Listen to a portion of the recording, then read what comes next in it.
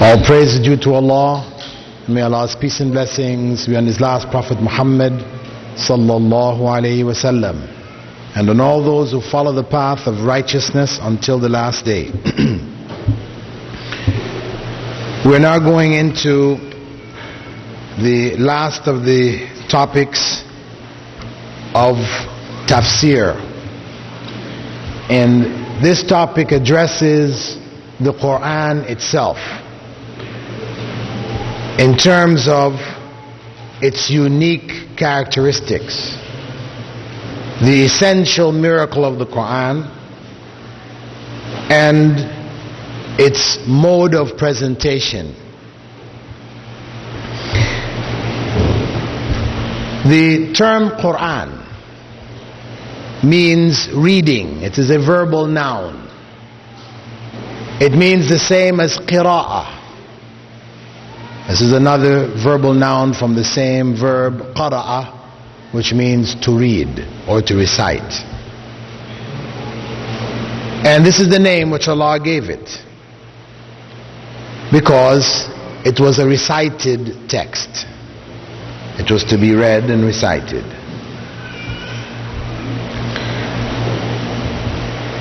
Allah refers to, and the Prophet Muhammad ﷺ refers to, single verses of the Quran as being the Quran. Chapters may be also referred to as the Quran, as well as the whole text may be referred to as the Quran. So the term Quran does not in and of itself mean the whole text. It could mean a single verse. You recited a verse, somebody can say, he recited Quran.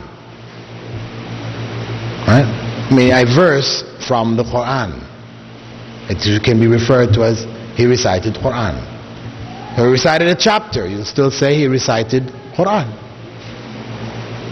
And he recited the whole Quran, he recited Quran. The general principle which the scholars of tafsir follow is that where the words of human beings exceed the words of Allah in a given text, it is no longer referred to as Quran, even if the whole text of the Quran is there. Like the books of tafsir, they do not refer to them as Quran. They contain the Quran or verses of the Quran, etc., but they are not referred to as Quran. As long as the words of human beings exceed the words of Allah from the Quran, that text is no longer classified as Quran. It's a general principle. Now,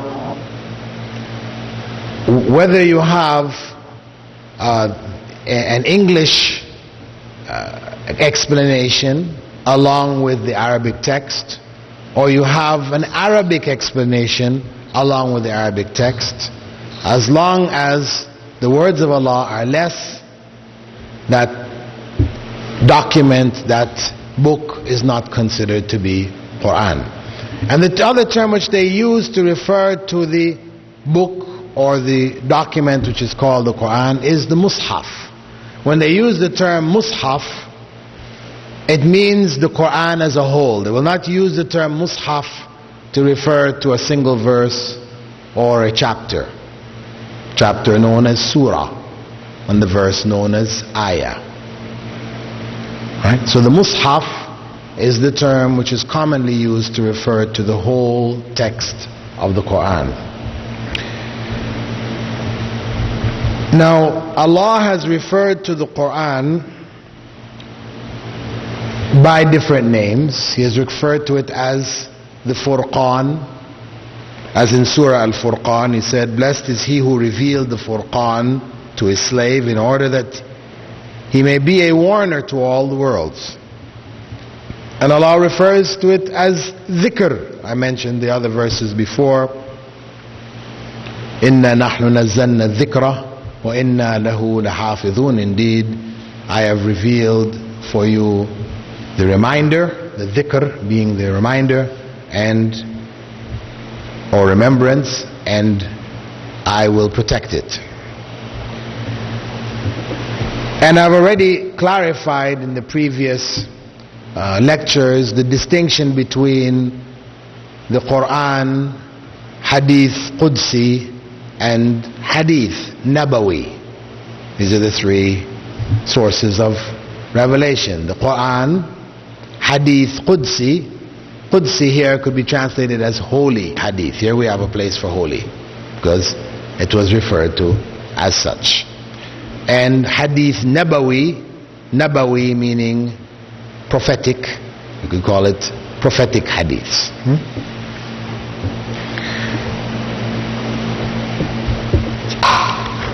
The Quran,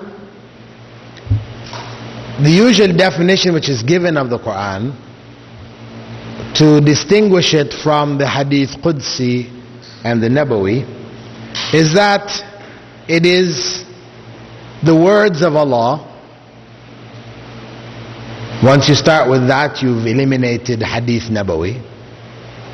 You're left with Hadith, the Quran and Hadith Qudsi, revealed in Arabic. Still, Qudsi and Nabawi, as Qudsi and Quran are addressed by that, in a rhythmical form that now eliminates the Qudsi, and you're now dealing with the Quran. To Prophet Muhammad ﷺ, whose recitation is used in acts of worship, that's the Quran alone. And even its smallest chapter is a miracle in and of itself. That is the Quran. So, it's the words of Allah in Arabic, rhythmic form, revealed to Muhammad ﷺ. Its recitation is used in acts of worship, and its smallest chapter is a miracle. 6 basic conditions mentioned in the definition of the Quran. Now, the Quran is revealed, as we mentioned earlier, for reading, contemplation, reflection, and action. This is what it was revealed for, and we spoke about that in terms of the understanding of the companions of the Prophet Muhammad ﷺ and their practice, how they treated the Quran, how Allah warned concerning the Quran that those who don't reflect on its meanings, their hearts are locked up.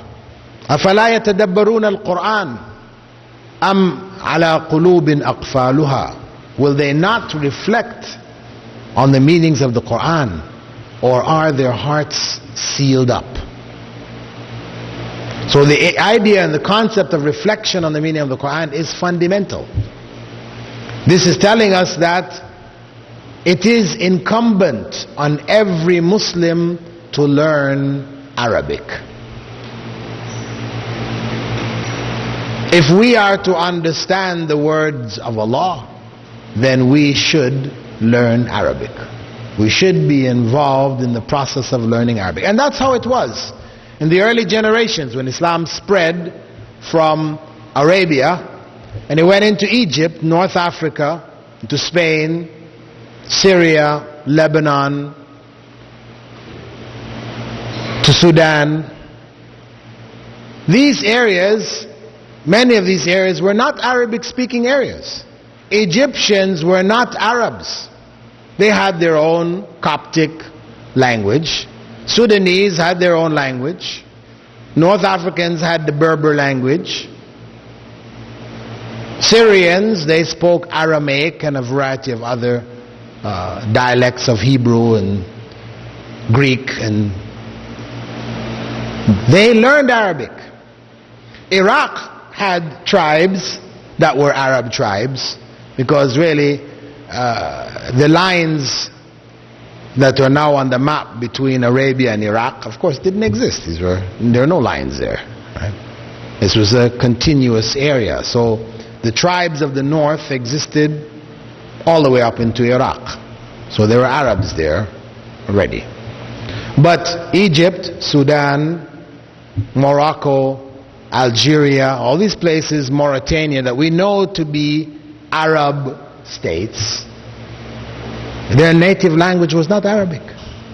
But when Arabic came there, when the Muslim took over rule there, and the administration was an Arabic administration, Islamic Arabic administration, and the population in dealing with that administration would learn bits and pieces of Arabic to be able to communicate. And over time they absorbed these words into their language gradually until the Arabic in their language became more than the non-Arabic, and eventually it just became Arabic. So we look at them today and we refer to them as Arabs. Now, of course, there are some who were from Arabia who did settle and marry amongst the people. So there is a strain of Arab ethnic blood, you could say, there. Same thing with Ethiopia, Somalia, and Sudan. But the mass of people who are Arabic speaking, really, they were not of Arabic origin. And the earliest Arabs, of course, were from the south, from Yemen.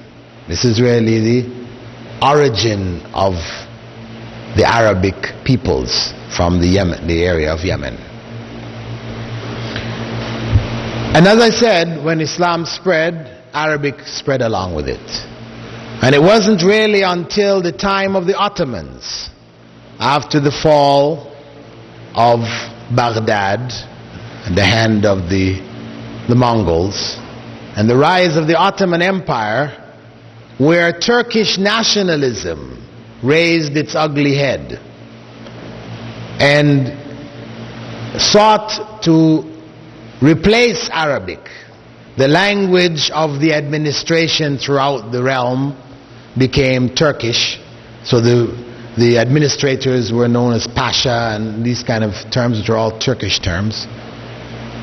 Then Arabic started to be taught in Turkey and in other places to be able to enable someone to read the Quran for barakah. The idea, barakah meaning blessing. The idea of reading Quran for barakah began in that time. Prior to that, everybody knew you learn Quran, you learn Arabic to read Quran, to understand it, practice it, etc. But from the time of the Ottoman Turks, with the strength of Turkish nationalism, the concept of reading Quran for the blessing became established and spread. So the hadith in which Prophet ﷺ said, which is found in a Tirmidhi, authentic, whoever reads a letter from Allah's book will get a good deed recorded for him or her, and each good deed is worth 10 times its value. And I'm not saying that Alif Lam Mim is a letter, but I'm saying that Alif is a letter, Lam is a letter, and Mim is a letter. This was taken literally. You read the Quranic text, you got blessing for it. This tradition has continued with the rise of European colonialism some hundreds of years later, 15th century, 16th century, when they started to dominate the Muslim world, and they stopped the process of transition of Muslim people's languages into Arabic and introduced the Latin script in its place. Then this idea also took root in the other countries. So places like Pakistan and India, the Arabic stopped at a certain stage and remained as what became known as Urdu, which is a mixture of Persian Sanskrit and Arabic, with Arabic playing a major and dominant role. Also Hausa language of West Africa is about 50 to 60% Arabic. The Swahili of East Africa in Kenya and Tanzania is about 60% Arabic. And these were all written in Arabic script. The Urdu continued to be written in Arabic script, but then Swahili and Hausa was transformed into Latin script by British colonizers. And as I said, the concept of reading the Quran for the barakah became firmly rooted. So the tradition in India and Pakistan, where children, as soon as they're able to read, they learn Quran, and as soon as they finish reading through the whole Quran, they have this little ceremony they call Khatm al-Quran. They make a little party for the kid, and they figure, okay, we've done our job. They read the Quran. Of course, this is a bid'ah tradition which they developed, but it's in keeping with that ritualistic tradition which had developed of being able to read the complete text. So though the Quran today can truly be said to be the most widely read book in the world, the most often read book in the world, the reality is that much of that world doesn't understand what it says. Because Arabs only make up about 20% of the Muslim Ummah. This is the sad state of affairs which Muslims find themselves in today. And we need to realize this and to be involved in concerted efforts to educate ourselves and our children and our families to the Arabic language. Not out of a desire to be an Arab, meaning out of a dissatisfaction of one's own background and one wants to change one's nationality, no. But because of the fact that the Quran, the word of Allah, is Arabic. So when we listen to the Quran today, we listen to the recitations of Abdul Basit and Abdul Samad and others, and we are moved. Actually, we're not moved by the Quran. We are moved by the singer. Quran has become, for many of us, music.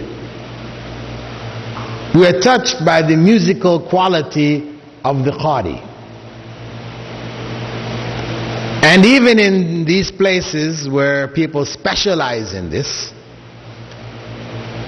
you find, as in Europe, the French and the others, they like to invite cultural acts from different parts of the third world. They will come to Paris and they will perform on stage for the entertainment of the Parisians.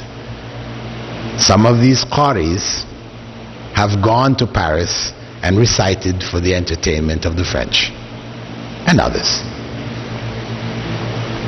And you just have to listen to some of the recitations, where you hear the person reciting and he makes these dramatic, pauses, and you hear people in the background, Allah, Allah, Allah, Allah. Allah yaftah alayk, this thing. It's just like a pop, the way people respond to the pop singers, That's what it has become, unfortunately. So for us to be able to truly be touched by the Quran, we must learn Arabic. Not just to be able to parrot the letters, but to understand what Allah is saying. The difference that it makes in Salah, to know what you are saying, is something that you cannot grasp until you learn what you're saying. So each Muslim owes it to himself or herself to learn enough Arabic to be able to understand what they're saying in their salah, because the reward for salah depends on the degree of consciousness that we have of that prayer. And to be able to taste the beauty of the Quran as it was revealed, this can only take place in Arabic. Now, when we look at the presentation of the Quran, this is a very important point for da'wah purposes. When we're giving the Quran to non-Muslims, and actually for a number of Muslims maybe who have either converted to Islam or woken up and began reading the Quran, they may find the Quran confusing. You know, I've heard many non-Muslims say that. I read the Quran, but it's confusing. You know, Orientalists, they will commonly say that. It's a confusing book. Because of the fact that the way in which the Quran presents its information, it doesn't seem to follow any kind of pattern. When a person picks up the Quran, having read books and has grown up reading books, where books usually tell you a story, characters are introduced in the first part, then a plot is developed, then a climax is reached, and then some kind of conclusion, the story ends. Now when you pick up the Quran, of course, it doesn't follow that pattern. And this is what causes a lot of people to find it confusing. They're expecting something like that, but it's not. Instead, what you find is the Quran presenting concepts of faith. The believers, the hypocrites, the disbelievers.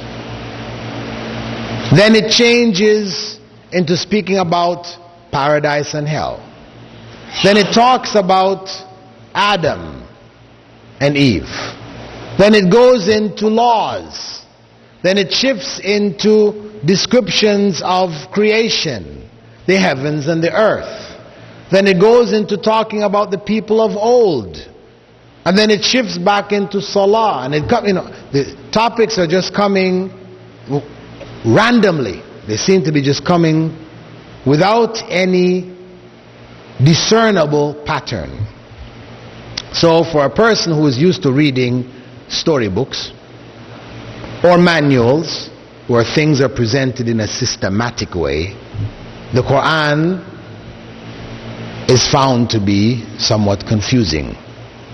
However, if we consider that the Quran is Allah subhanahu wa ta'ala talking to humankind, Allah is communicating to the reader directly.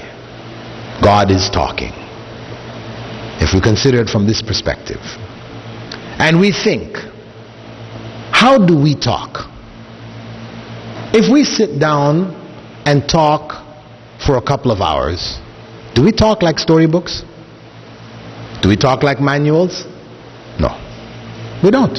We may start talking about one topic, then something comes to our head, and what about so and so? We start talking about that. For a while, then something else comes up. We start talking about this and that and so on. And actually, if you now put that whole conversation together, it will seem as though you are talking about random topics, very similar to the pattern of the Quran. The fact that you know the person whom you're talking to, and you have certain things in common, this is what links all of that which appeared to be random to somebody who was not there, who wasn't present. They just heard your taped conversation. They may not be able to link it all together because they're not familiar with, or they don't have that familiar foundation. So it will appear to them to be random talk also. So when we understand that the subject matter of the Quran is humankind, human beings, This is the subject matter of the Quran. This is what Allah is talking about. Human beings. He's addressing human beings. So everything in the Quran is somehow related to human beings. Whatever Allah is talking about, it comes back to human beings. Either human beings in their relationship with Allah and things connected to it, or human beings in their relationship to other human beings, to themselves, or it's human beings in relationship to the world in which they live, the physical world. One way or another, the subject matter remains essentially human beings. And the main theme of the Quran is the message which all of the prophets were sent with. As Allah said, وَلَقَدْ بَعَثْنَا فِي كُلِّ أُمَّةٍ رَسُولًا. Allah said, I have sent to every nation a messenger. أَنِ اعْبُدُوا اللَّهَ وَاجْتَنِبُوا الطَّاغُوتَ, commanding the people to worship Allah and to avoid the worship of false gods. That is the essential message. Worshipping Allah alone, avoiding false gods, and submitting to Allah in our personal lives. Submission, Islam. That is the theme which links everything in the whole of the Quran. Now once a person understands that and they go back and read the Quran, then everything now falls into place. That's why it is important, if we do give the Quran to others, that we should make them aware of this difference, that this book you're about to read is a unique book. It's different from any other book that you've ever read. That's where you start from. Don't expect what you normally read. And you should understand it is God talking to you, and He is addressing your relationship, how that relationship should be with Himself, with yourself, with other human beings, and with the world in which you live. Now, the uniqueness of the Quran is not only in its mode of presentation. Its uniqueness lies in its inimitability. That is, it is not possible to imitate its form and style. It is a miracle in and of itself. Now, to understand the miracle of the Quran, one needs to understand, first, Prophet ﷺ had pointed out that all prophets were given something which would cause people to believe in them. Miracles were given to prophets to convince the people to whom they were sent that they were prophets of God. Because why would people submit, follow them? Anybody can pop up and say, I am a prophet. Prove it.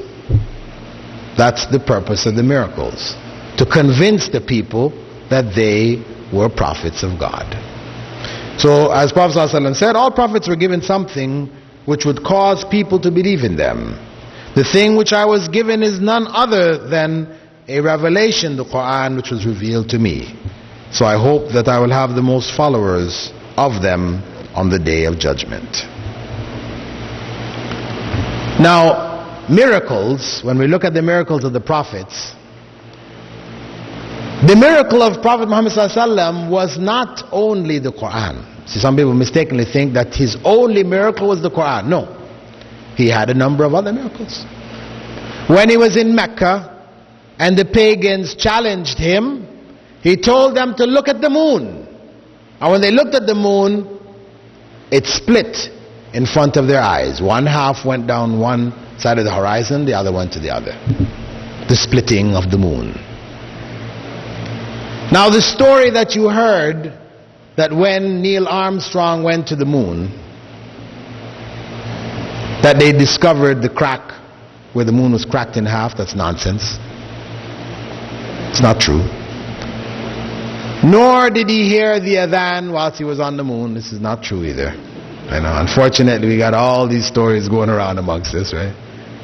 You know, when he went to visiting Cairo, he heard the same thing, and oh, that's what he heard, and he became Muslim. Not true. Neil Armstrong is a non-Muslim senator and remains such. Okay? The moon split. We don't have to find the crack. It's not a requirement for us. We are informed by the Prophet ﷺ and his companions that this took place. This was among his miracles.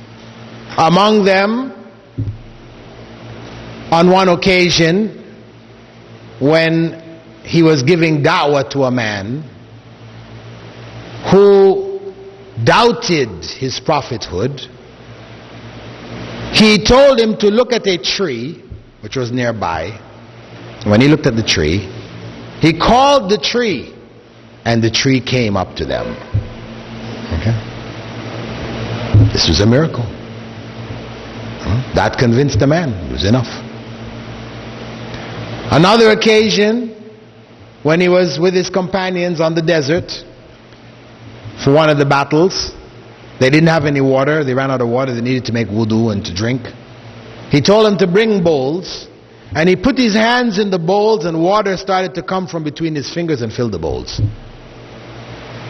Everybody was able to make wudu. They drank. On another occasion, he and a couple of his companions passed by a woman's house, and she had a goat outside, and he asked her for some milk. And she mentioned to him, or pointed to him, that the goat was dry. Its udders were dry. It had no milk. So the Prophet ﷺ told her, bring the goat. And he rubbed his hands on the udder. It filled up with milk. They filled bowls of milk. They all drank. Gave her back a bowl of milk. And the udders remained full. And the woman said, from that time the goat gave milk until it died. Okay? It's a miracle. And there are others. I'm just mentioning some. Okay? Similarly, for Jesus, miracles were given. For Moses, miracles were given. For all the prophets, miracles were given to convince the people that they were prophets of Allah. And what you find in general is that the miracles that were given tended to be in the area in which the people either excelled, or elements of the society excelled, and it put them in a position of honor or admiration in the society as a whole. So Prophet Moses, for example, in Egypt, the people admired sorcery. The sorcerers were next to the kings. So the miracle which was given to Prophet Musa was something which appeared like magic, turning his staff into a snake. And when Prophet Musa entered into that competition with the magicians, because of course when he first showed the sign to Pharaoh, Pharaoh said, well, that's no big deal. We have many magicians who can do the same thing.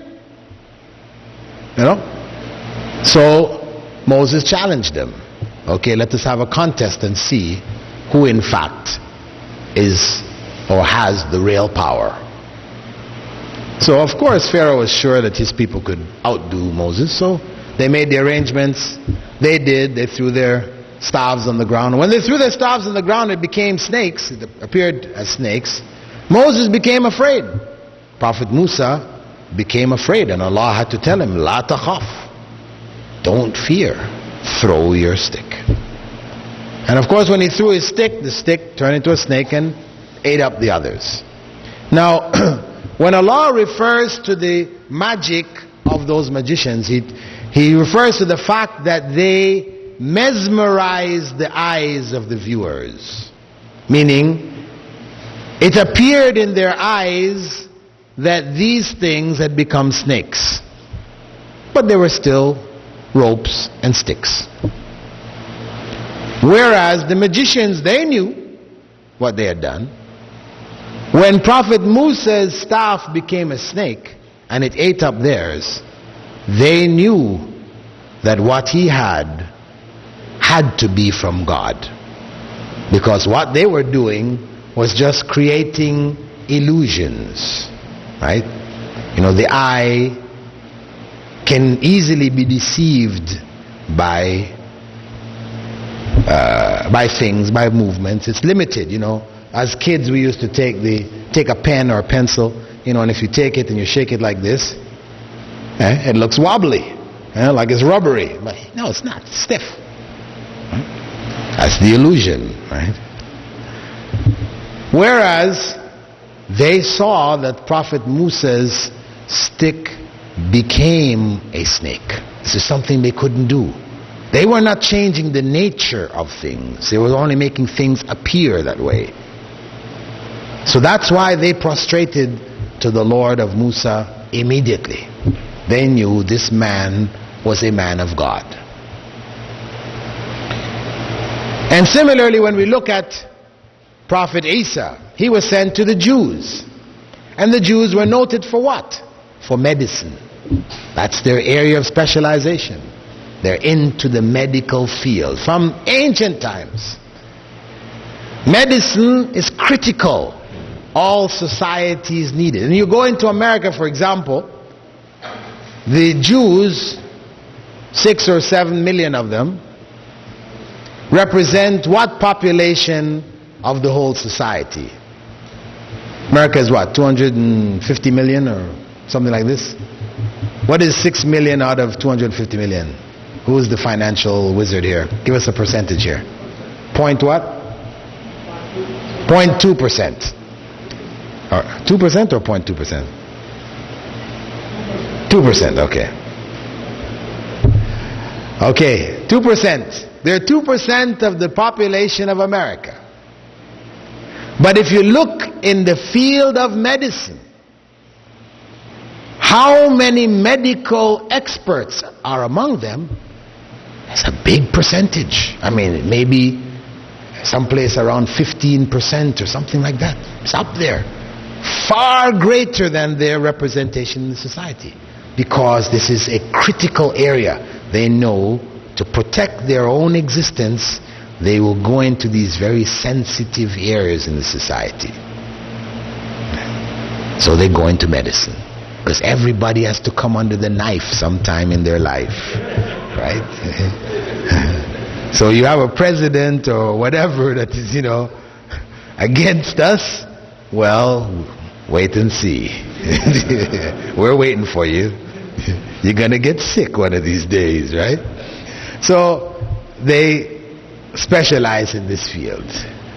And even in the Muslim state, in the Umayyad, Abbasid, etc., the top medical experts were Jews.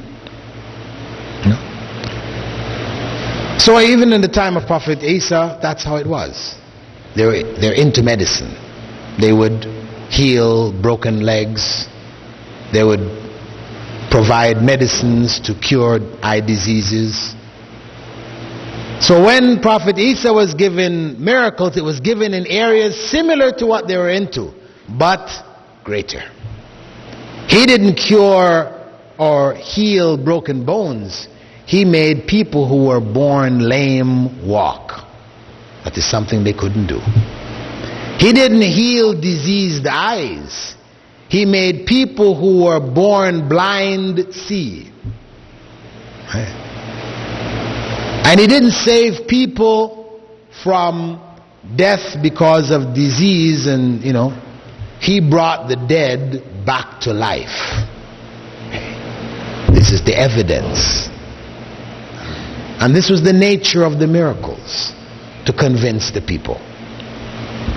Of course, today, if somebody were to ask a Christian, ask a Jew, prove to us that Moses split the Red Sea, or he turned his stick into a snake, or ask a Christian, prove to us that Jesus brought the dead back to life, or he made the blind see, or he asked us as Muslims, because we believe these things, prove it. Prove that Muhammad ﷺ split the moon, or waters came from between his fingers. Can we prove this? Can we prove this? No, we can't prove this. We believe it. We believe it because Allah has said so in the Quran. We believe this book. The Quran is from Allah. Allah said this took place. We believe it. We cannot prove it. There's nothing we can pick up today and say, here is proof that it took place. We can't. I mean, Muslims in their desire to have something, this is where they made up this story about the people when they went on the moon, they found a split in the moon. You know? We're not required to prove this. Those miracles were for the people of their time. That's why we don't have to prove it. It was to convince the people of that time. We don't need the miracle to see the miracle of Jesus to believe he performed the miracle. No. But Muhammad ﷺ, because of the fact that he was not limited to his time, there were miracles which were for the people of his time, but his main miracle had to be not only for those people, but for human beings for all times. So his miracle was the Quran. The Quran, which was in the same language that the people spoke, a language which they loved and adored, a language which they wrote out their poems on gold and hung it on the Kaaba and worshipped it. They loved their prose and their poetry so much. So the Quran came in that language, a challenge to them. And Allah repeats that challenge in the Quran in 4 different places. Allah first said in Surah Al-Isra, which is a Meccan surah, say, even if all of humankind and the jinn gather together to produce something like this Quran, they will not be able to do so in spite of their cooperation with each other. This is the challenge. Then later on, Allah repeated the challenge in Surah Hud, again another Meccan chapter. Hud, the Prophet Hud, is among the stories of the people of old. Or if they say he invented it, say to them, bring 10 invented surahs like it. And you may call on whomsoever besides Allah that you are able to help you, if you are really truthful in what you say. If they do not answer your request for help, then know all of you that it was only revealed by Allah's knowledge. First, bring a Quran like it. Then bring only 10 chapters. If you can't bring the whole Quran, bring 10 chapters. Then Allah reduced it to a single chapter, saying in Surah Yunus, or if they say he has invented it, say to them, bring a single surah like it. And he repeats this same challenge again in Surah Al-Baqarah in Medina, saying, and if you are all in doubt about what we have revealed to our servant, bring a single surah like it. This is the challenge. Now, the Arabs were unable to do this. And we have to understand the nature of challenges. There are challenges which have to be met, and challenges which don't necessarily have to be met. For example, when Elijah Muhammad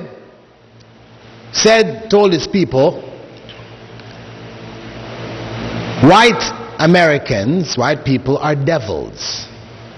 And I challenge any white American to prove that he or she is not a devil. And of course, years went by and no white American got up to prove that he or she was a devil, wasn't a devil. So he said, see, they're devils. None of them proved that they weren't. Of course, this was a challenge which didn't have to be met. White people were people in power in America. Why do they have to prove? It's not necessary, right? Similarly, Baha'u'llah, the founder of the Baha'i faith, they have a holy book called Al-Kitab Al-Aqdas, the holiest of the books, written in ungrammatical Arabic filled with a whole bunch of grammar mistakes. And it states in there, if you don't believe that this is from Allah, then produce one letter, one word like it. Of course. It's nonsense. The words in the book, anybody can write a word like it. This is a challenge which obviously no Muslim needs to stand up to show this, so it stands. But it's a challenge which didn't have to be met. Whereas this challenge from the Quran to the Quraysh, was this challenge of that character, or was this a challenge which needed to be met? If you consider, because for us, one may wonder, why couldn't they produce a chapter like it?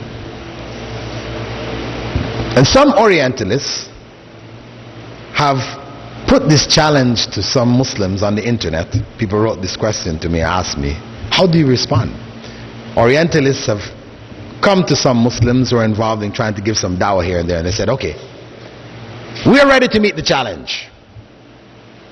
We'll produce a chapter like it. Who is going to judge whether we did or not? See? This is the challenge. Brothers sent this question to me, said, what do we do? What do we say? What if they produce something like it? What do we... Hey, Allah said that if all of humankind and the jinn got together to do it, they cannot. The smallest chapter in the Quran, Surah Al-Kawthar. Inna a'tainaka al-Kawthar.